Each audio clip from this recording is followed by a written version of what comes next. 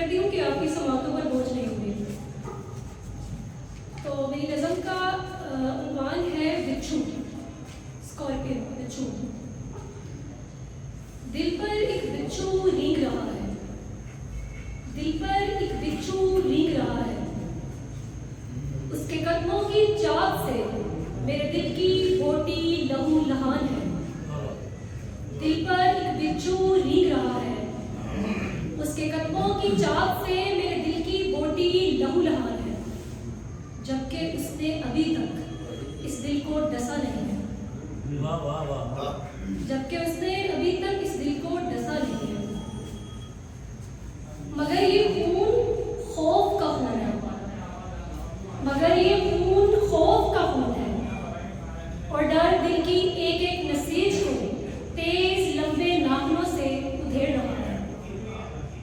दिल पर एक बिच्छू रींग रहा है। फटते दिल पे पैर रख कर, फटते दिल पर पैर रख के जरा नीचे को झांको तो वहां मेरा कलेजा है। फटते दिल पे पैर रख के जरा नीचे को झांको तो वहां मेरा कलेजा है। जो आंसू रुखसार पे बहना था वो उस पे आन के गिरता है। जो आंसू रुखसार पे बहना था वो उस पे आन के गिरता है। दिल पर एक बिच्छू रींग रहा है। कच्ची कलियां कुचलने को खिलती हैं, कच्ची कलियां कुचलने को खिलती हैं, उनका फूल बनने की चाह रखना। कच्ची कलियां कुचलने को खिलती हैं, उनका फूल बनने की चाह रखना। महज एक दिल फरेब धोखा है, अंजाम जिसका पहले भी तो देखा है। कच्ची कलियां कुचलने को खिलती हैं, उनका फूल बनने की चाह रखना। महज एक दिल फरेब धोखा है, अंजाम जिसका पहले भी तो देखा है। दिल पर एक बिच्छू रींग रहा है।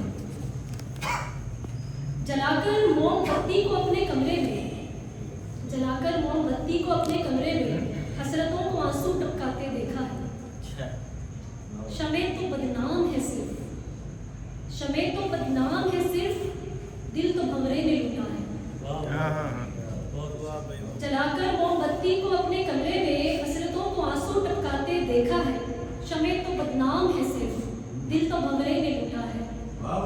और अब इस दिल पर, और अब इस दिल पर एक बिच्छू रींग रहा है। बहुत शुक्रिया। की इजाज़त से खातूनों हजरात जब हो, एक खातून को काफ़ी सारी सहूलतें होती हैं। जितना मर्जी सुना सकती है। Thank you so much. सबसे पहले तो ये मेरे लिए बेहद एजाज़ और खुशी की बात है कि आज मैं इस खूबसूरत लम्हे का हिस्सा बन रही हूँ, जब एक नई शेरी तकलीफ जो है इस दुनिया में बुरेवाला में जो है वो पेश की गई है। और ये जो पेशकश है ये महज लफ्ज़ों का मजमुआ नहीं है, बल्कि इंसानी जज्बात का आईना है, जो दिल की गहराइयों से निकल कर कागज़ पर बिखरते हैं और हमें सोचने, महसूस करने और जीने का नया ज़ाविया देते हैं। दर्द पिन्हा, मैं तो दर्द से हमेशा दूर भागती हूँ और दुखी शायरी पढ़ने से बहुत इज्तनाब करती हूँ। मगर इस किताब के इक़्तिबास पढ़ते ही मेरा इस किताब के साथ दर्द का एक साझा सा रिश्ता जुड़ गया, और दर्द के ये रिश्ते देर पा होते हैं। तो वह इक़्तिबास गालिबन इनके वालिद मोहतरम के विसाल के बारे में था कि एक शजर के गिरा मेरे घर का, साए को ही तरस गए बच्चे। और ये की किताब हाल में ही मुझे मिली है, अब तक 2-3 दिन पहले। तो मैंने इस किताब से काफ़ी ज़्यादा गज़लें पढ़ी हैं, पूरी किताब मुझे नहीं पढ़ी, ना मैं इसका दावा कर सकती हूँ। और मैं इस नतीजे पर पहुँची हूँ कि मुझे खिज़र साहब के कलम में जो चीज़ बेहद पसंद आई है वो इनके शेरों का नहायत सादा पिराए में होता है। हर शायर जो है वो सादगी से शेर नहीं कह सकता, बहुत महारत दरकार होती है सादगी से शेर कहने के लिए। इनके शेरों में सादगी ऐसी है कि मतवसत ज़हन का इंसान भी समझ जाए और ज़हीनों के ताकतीन इंसान इस सादगी के पीछे छुपे गहरे राज और बात को खोजने की चाह रखने लगे।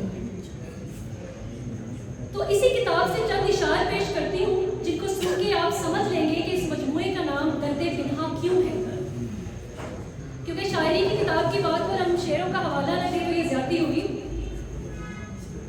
जैसे कि इनका शेर है, बुलंदी आसमानों की है कि बदर में जमीन की गहरी पस्ती में गिरा शहबाज देखा है। जमीन की गहरी पस्ती में गिरा शहबाज। मानियो इस तारे के एतबार से ये शेर जिद्दत भी लिए हुए है और बड़े पैमाने पर बगावत की दावत देता है। अब देखें ना कि जमीन की गहरी पस्ती में गिरा शहबाज देखा है, जितनी जिद्दत है उतनी बड़े पैमाने पर बगावत की दावत है। और वो बगावत है जो नशीले और खोखले नारों के नीचे दबी हकीकत को देख लेने के बाद अपना सर उठाता है। और आगे एक इनकी गजल थी जिसके शेर में खिजर साहब ने मेरी बात का जो जवाब है, जो भी मैंने बात की बगावत की, अपने एक और शेर से दिया। वो जिसको तुम समझते हो बगावत मेरी आदत है, वो जिसको तुम समझते हो बगावत मेरी आदत है, कर्ज लहजे में है मेरे मगर इसमें सदाकत है। बहुत अच्छी आदत है। और एक और शेर है कि सहा जबर तेरा मगर चुप रहा मैं, सहा जबर तेरा मगर चुप रहा मैं, और अब जिद है गुल भी खिजर तेरे गाए। और इनकी गज़लों में बगावत के साथ साथ, बगावत पे तो हमने बात कर ली, बगावत के साथ साथ इश्क व हिजर के गीत भी दबी दबी आवाज़ में सुनाई देते हैं। जैसा कि असीरे कुंजे कफ्स हूँ मुझे रिहा करो, असीरे कुंजे कफ्स हूँ मुझे रिहा करो, दिए हैं धोखे बहुत अब सनम वफा करो।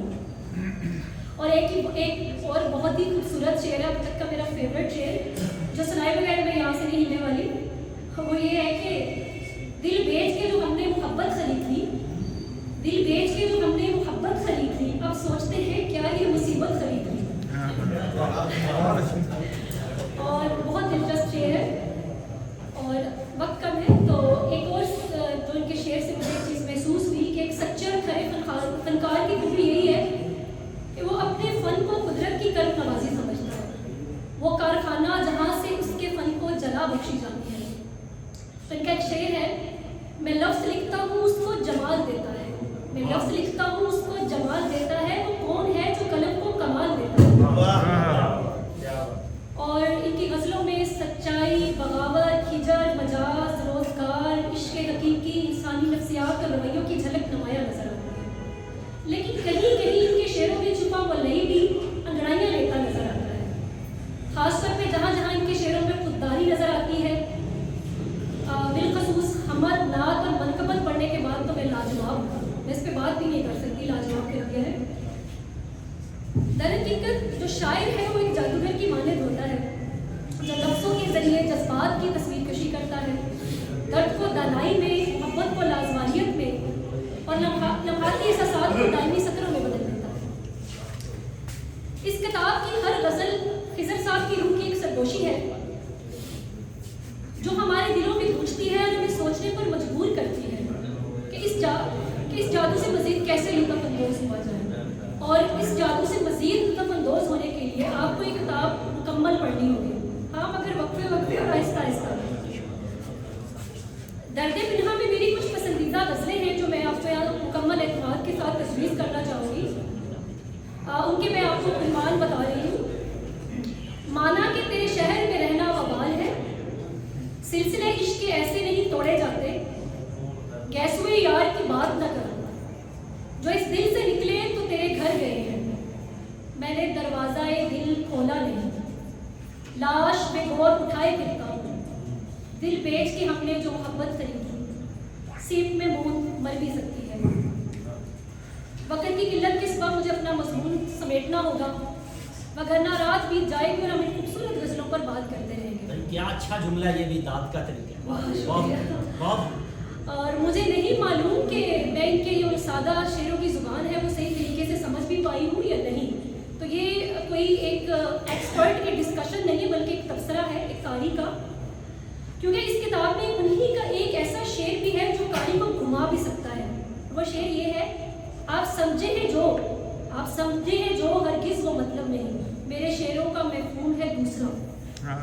तो मैं इस खूबसूरत किताब की तकरीर पर खिजर साहब को दी मुबारक पेश करती हूँ और तमाम हाज़रीन का शुक्रिया अदा करती हूँ कि आप सब इस अदबी महफिल का हिस्सा बने। और इस जो नज़रीना है इसका बहुत शुक्रिया कि इतने अच्छे जो शायर हैं और मुसन्निफ़ हमसे मुतारिफ़ करवाते रहते हैं बुरे वाला को। और एक मैं आखिरी मजमून ख़त्म करते हुए बुरे वाला की जो ऑडियंस है उसको दाद देती हूँ कि बहुत एक चंगाई है इनके अंदर अदब को सुनने की। हम तो लिखते हैं, मजबूरी है, हमें तो कहीं पे भी खड़ा कर लेंगे, हम सुनाएंगे, सुनने वालों के लिए भी बहुत सी दाद। बहुत शुक्रिया।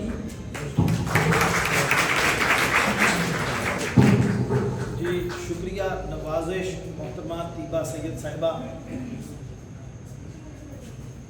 अगले शायर